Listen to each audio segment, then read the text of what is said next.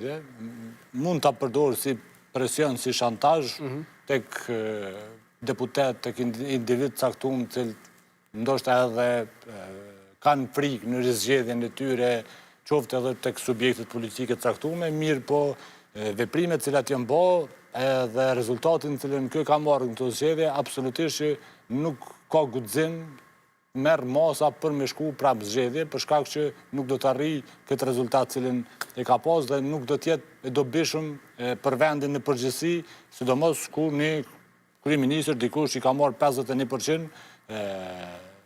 merë veprime cilat e dërgojnë vendin në zgjedhje. Po për mos me shku në zgjedhje, duhet një kandidat që i ka 2/3 e votave, a ka të tillë?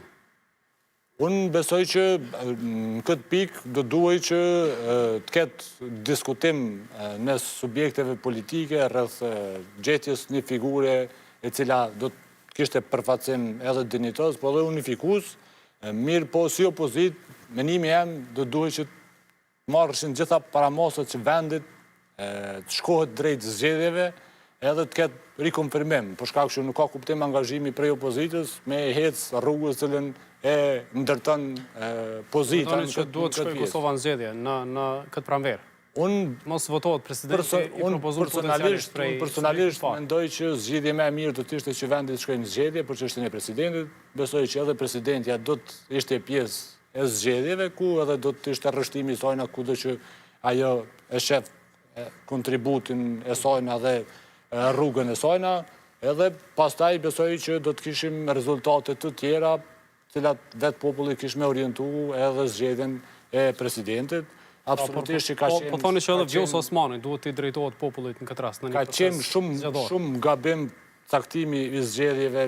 të më thonë në kohën kur ka qenë në dhjetor, të e marë parasysh që ka qenë çështja e presidentit, thjesht ka pas mundësi që të shtyhet deri në këtë kohë, marë për shkak që ne dim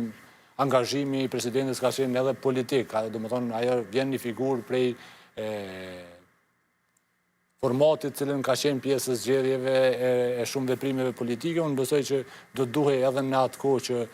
të shtyhet, me që u shtyhet deri në dhjetor, edhe mos të kemi pastaj kalkulime dhe pazare, për them thojza të tilla, cilat mund edhe të shantazhohen edhe mos të kemi një rezultat çfarë duhet, por është shumë e rëndësishme që jo vetëm Kosovë, por në asnjë vend një pushtet të ketë edhe legjislativin, edhe ekzekutivin, edhe gjyqësorin, e sidomos partitë majta apo sekte të tilla që i quajnë, cilat besoj që do të jenë shumë të dëmshme për vendin. Nuk i friksoni zgjedhjeve, as si Eman Rahmani, as si PDK në këtë rast. Po flas si Eman Rahmani, absolutisht që nuk i friksohem zgjedhjeve dhe mendoj që do të ishte më e dobishme që vendi të shkojë në zgjedhje në mars. Si PDK nuk e shoh që i friksohen zgjedhjeve, deklarimi publik është që pa marrëveshje politike nuk votojmë asnjë president. Kurse qëndrimi im në këtë aspekt është që e respektoj dhe votoj në dakordim të plot me grupin parlamentar të PDK-s. Është një kolegi juaj, Xhavit Halitis, që po e përsërit disa herë që posti i presidentit duhet t'i takojë PDK-s. Absolutisht kërkesë e tina e drejtë, natyrisht që secili subjekt dëshiron që